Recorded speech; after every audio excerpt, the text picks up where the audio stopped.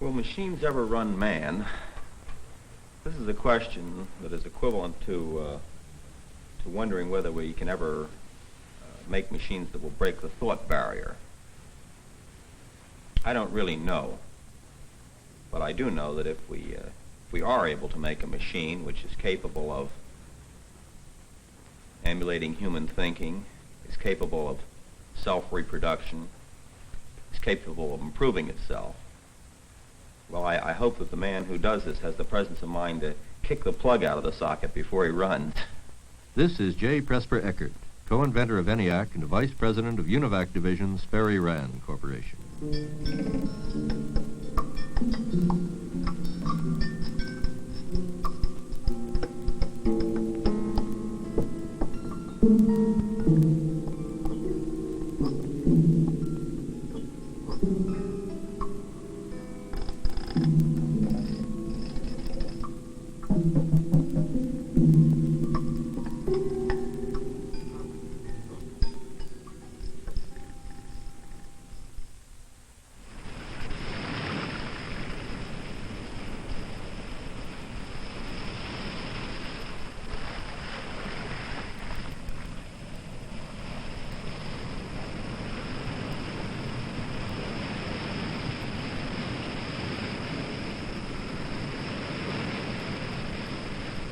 As far as we know, ever since the human race came into existence, men always had some kind of knowledge about the world and themselves, which enabled them to survive in what are often difficult, if not hostile, environments. And for many centuries, many thousands of years, men acquired certain know-hows, such obvious things, for example, as being able to walk, the use of a fire, the use of a wheel in order to drag heavy objects, the use of a pulley. These things, where the origin is lost in beginnings of historic time, enabled men to achieve a great deal by way of establishing some kind of a civilization. This is Ernest Nagel, professor of philosophy at Columbia University and a prominent figure in the effort to reestablish the unity of science and philosophy. For the most part, these habits, well, as long as men remained in a certain kind of environment or the environment didn't change, but that as soon as some fresh problem arose, the traditional habits no longer served to enable men to achieve even a moderate kind of existence.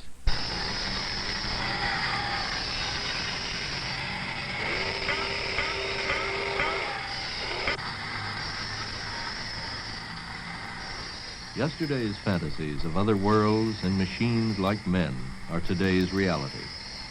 The trouble with science fiction is that it's all too real.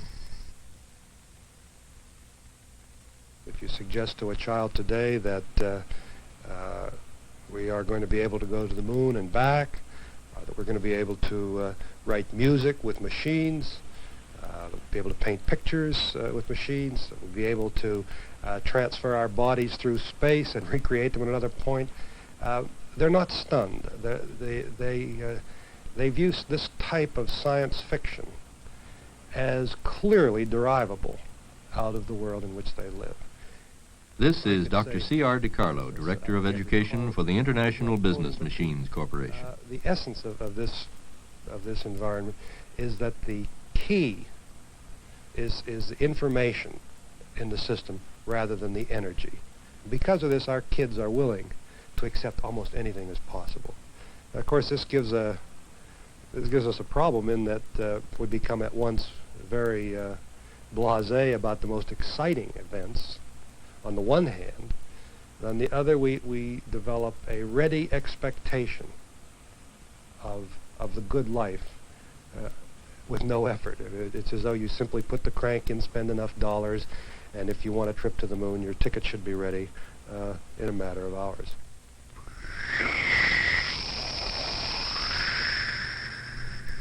Roger. Understand go for at least 7 orbits. But the key is the information in the system rather than the energy.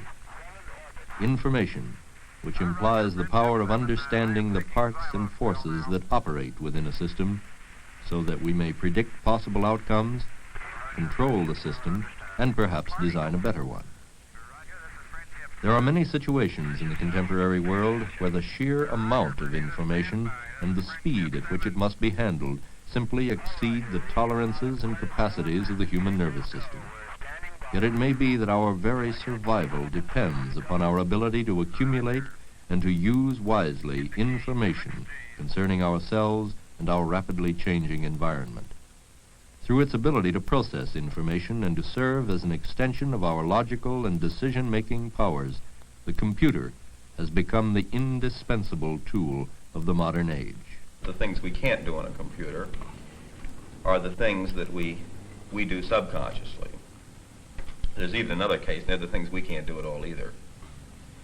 But we do many things subconsciously in some unexplainable way, and in fact to us it seems almost muddled way underneath it all, and then we come out with the results of this thinking, and it takes us a while to understand what we've come out with. Once we do bring these things out on the table and understand them, then we have no trouble explaining them to other people. We also have no trouble putting them on computers then. I think you can make the assertion that any phenomenon involving data and logic or purpose can be at least helped, implemented, or amplified through the use of information technology. And this is why I think we've come to accept the notion today that practically anything is possible. A statement to the effect that anything is possible immediately raises the social and ethical question as to what within the infinite range of possibility is desirable and for whom. Obviously, any product of science and any tool, be it a stone hammer, a steam engine, an atomic reactor, or a computer, can be used and misused. Yet there are those who claim that there is something inherently destructive in the works of modern science, and that science and technology are responsible for the most critical problems faced by the modern world. This responsibility, I suppose, cannot be denied.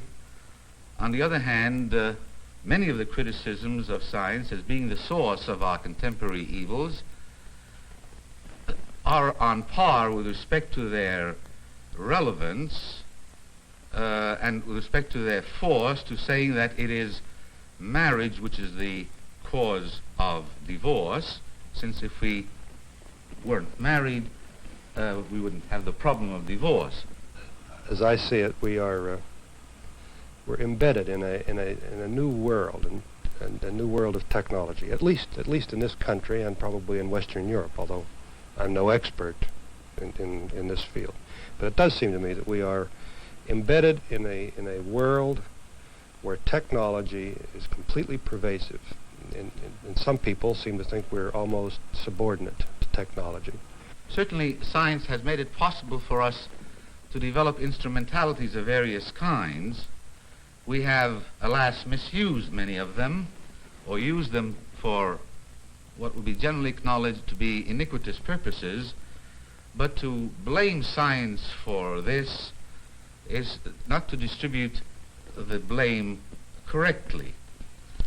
Without science, many of our contemporary horrors certainly would not have come into being, but it isn't science alone which must shoulder the responsibility for this, but rather all of us who do not know how to use the inventiveness of man for satisfactory purposes.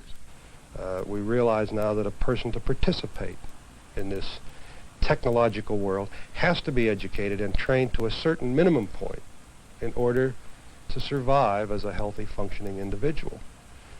These are changes which are quite pervasive and in a sense radical that have taken place, and they suggest concomitant changes or social inventiveness is going to be required in other activities in which we're engaged.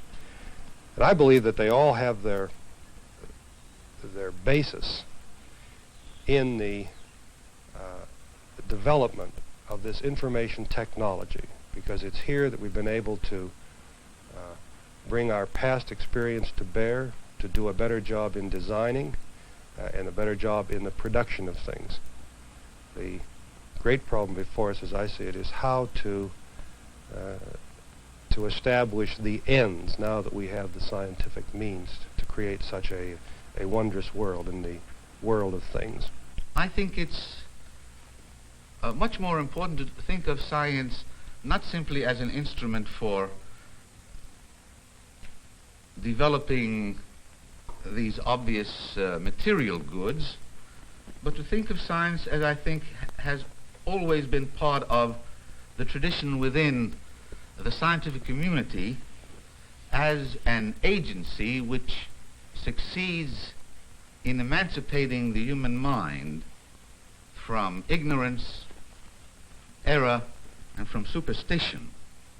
I'll grant that at the same time, the means, the technology, if you will, the mass communication, mass media, the advertising, the television, the closeness, the togetherness of living in an urban society makes it difficult for the individual to remain an individual and make this assessment. Our problem in education is to increase the probability that he will exercise choice, he will exercise thought, but observe he's at least in a position to do it. To me, this is the one great benefit that has come out of the science as a means to a better physical life. It puts the individual in a position to assess who he is, where he wants to go, how he wants to contribute. He may be very passive, but he at least has the chance. It is the replacement of men by machines, automation, that is frequently singled out as the most immediate problem brought on by technological change. I do not think it's a situation which solves itself automatically. For example, I think there's a danger that all progress, whether we make people live longer through medicine and as a result have more people to support from the working group, or whether we use more automation and computers, all progress is going to create an unemployment problem. I think the computer is one of the best tools we have to do some planning and try to get out of this unemployment problem. I don't think it's a situation which solves itself automatically. In the farms, in the last 35 or 40 years, in the United States, we have gone down to 40% of the number of farmers and now turn out 2.5 times as much food. In other words, we turn out 5 times as much food per man on the farm now as we did 35 or 40 years ago. This has created unemployment problems on the farm. And we've solved this problem on the farm by giving subsidies. But if we make improvements like we have in automation on the farm, in all areas of our work, where are the subsidies going to come from to subsidize everything? You can't subsidize everything from everything else. And therefore, I think we have to solve these problems in the future and not just pretend that they're self-equalizing or self-solving. They don't seem to be. I think we have before us several important decisions to make. Number one is with the increasing amount of productivity in our physical plant. How shall we operate to guarantee the greatest number of things and services to people? Should we try to work fewer hours and have more people work? Should we try to find new products, new markets, and new services to take up the increase in productivity? Should we develop more concern for new human activities, such as an enormously increased attention to education, to culture, that is, the things of a culture, music, art. These types of decisions of the allocation of our energy and our resources, I think, underlie the current attention that's being paid to the problem of automation and technological change, unemployment, the uses of leisure time. But observe that underlying all of these problems is the concept of great gain in productivity through technology and the uses of those gains in attaining social purpose. Now, I think that it's inevitable that as we become bigger, as our people live closer together, that we're going to have the necessity for a more planful consideration of the introduction into change.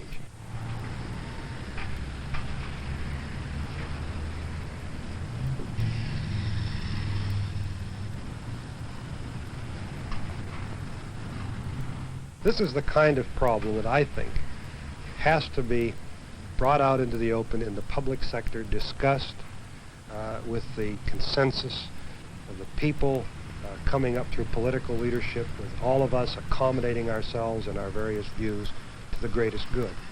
And I see as a result of this process a great deal more of thoughtful and planned action on the part of society, not only the great corporations, the labor unions, the government, but on all of our institutions. We have to become more concerned about our desire to predict and control and amplify and make better the future in which we're going to live.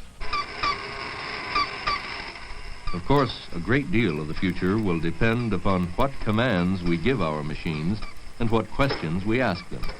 Loom. Sweep. Check. And what about computers that adapt to their environment and, in a sense, learn from experience? Dr. Richard Hamming of the Bell Telephone Laboratories questions Larry Roberts of the Massachusetts Institute of Technology about a machine learning experiment. How are you people approaching this learning problem? Well, we're worried about the problem of pattern classification. Now, if you wanted to separate the letters of the alphabet, one from another, with a machine, you'd have to develop all sorts of rules to separate them. O is completely closed, B has two closed areas. Now, you can state this one rule as one, and you can state many more rules which are going to separate them all. We're worried about speech recognition here. I'm sure you'd find it very hard to write down all the rules to separate various speech patterns. Mm-hmm. And so we have to have the machine do some of this work for us. We try and give it a method for generating its own rules, and by this method we are able to classify patterns by giving it instances of each pattern. We give it, say, 5 A's, and 5 B's, and 5 C's, and teach it which is which, and then it should be able to develop rules for classifying A's the same and separating them from B's. Well, as I see, this is a rather sophisticated proposal. You are not giving the machine the rules, you're giving the machine the method, and the machine will find the rules for making the distinction. That's right. The rules themselves may be just represented in terms of numbers in the machine, but the machine has to interpret them and change them as you get new input. So here we have a program which improves with age. That is, the more it sees, the better it does. And it develops better rules for separating the patterns. Wouldn't this be rather time-consuming on the machine to carry out such a program? Well, we see how long it takes humans. It takes about 10 or 20 years before they've learned too much by teaching. So we hope to install enough by our knowledge directly so they can learn and improve faster than normal teaching. But we expect it to take 10 or 20 years like the human does to really get fairly far along.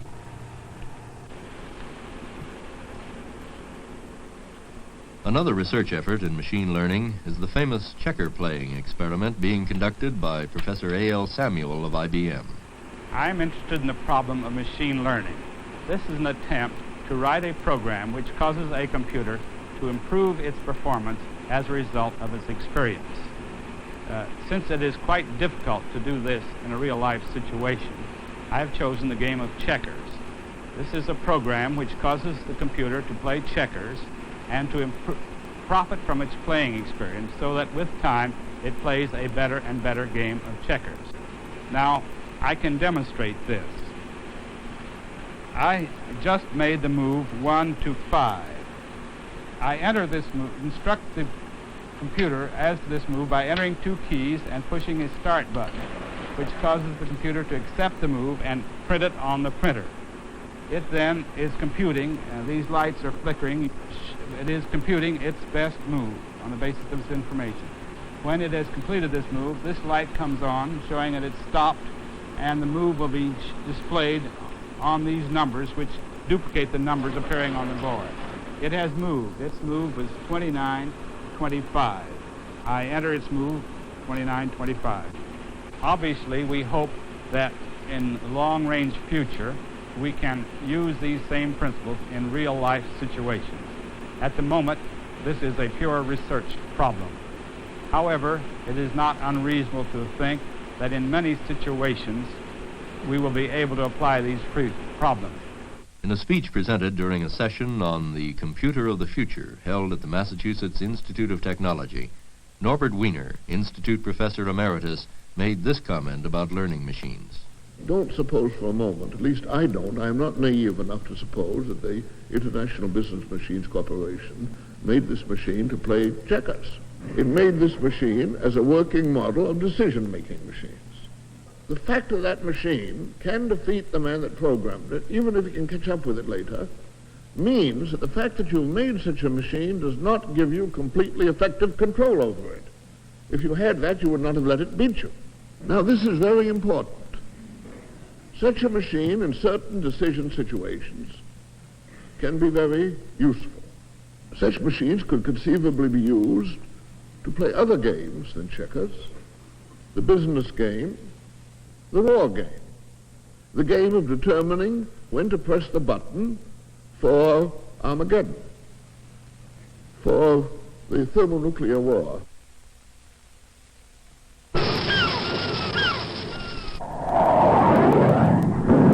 The situation of man and the computer has been described as man's first encounter outside himself with something that is exactly like some inside part of himself. And what does this mean with respect to man's view of himself? Dr. Richard Hamming commented, It's the intellectual aspect of the computer revolution, which is far more important in the long run than material aspects. It is going to change our view of the world, our view of ourselves. I think this is far more important than the fact that machines will also change the way we live. and the change may go even deeper into an understanding of the life process itself.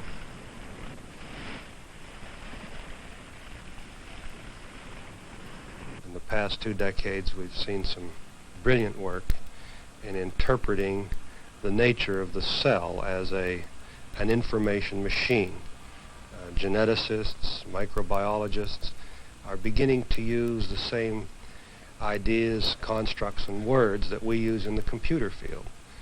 And this isn't to suggest that the computer can either unravel the life secret or can duplicate it or can control it. It does suggest, however, that an understanding of the life process can profit by taking operational ideas from information theory and information technology and applying them to the life process.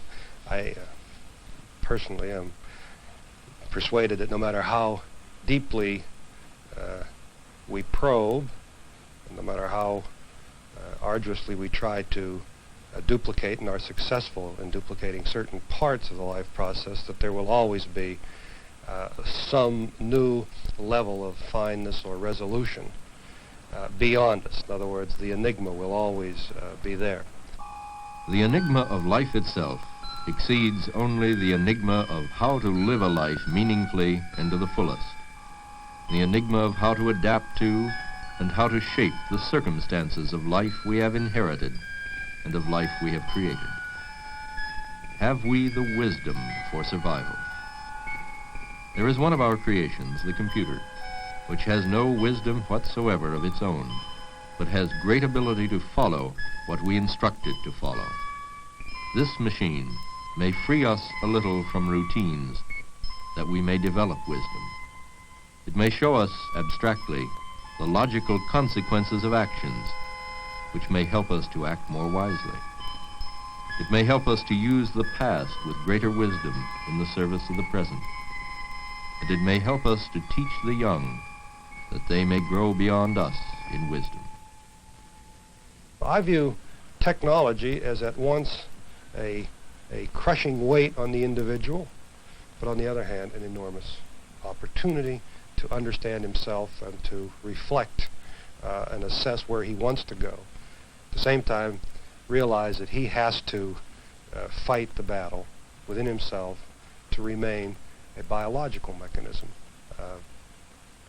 I guess the individual today is faced a little bit with the fear of admitting or facing his own existence, because it's a lonely world in one sense. The existence of technology and things, an environment which seems to be so impersonal, to use the favorite word, alienates the individual. It is a lonely uphill battle to be alert and perceptive to the world, and yet I think it's the most noble battle, as it always has been in history.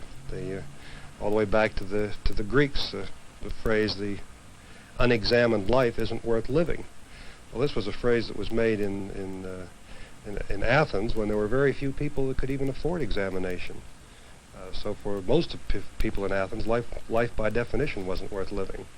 Today, at least, the opportunity to examine life is available to practically all of our citizens. I think the expression I like to conjure with here, I remember, is from Ortega. I think he said that life is petty unless it's moved by an indomitable urge to extend its boundaries. That only when we live more, when we desire to live more, are we really living at all. And it's this outer tension, the outer desire, the desire to participate, and at the same time to be introspective, to me seems to be the heart of the educational problem in our culture. As I say, it's a problem that's made enormously difficult by technology, mass communications, and all of the things that we look at negatively. And yet it's these negative means which enable us to have the opportunity for individual assessment. Now, whether we have the courage and the time and the energy to use the opportunity we have, I think is the great problem.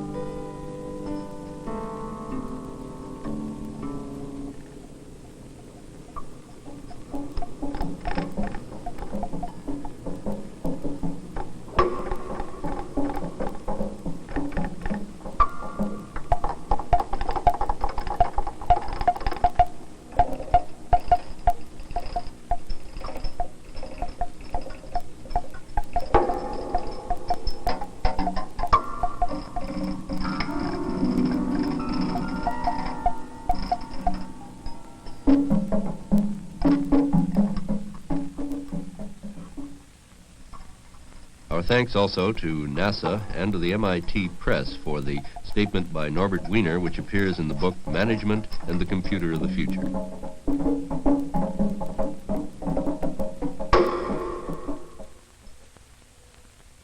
This is NET, National Educational Television.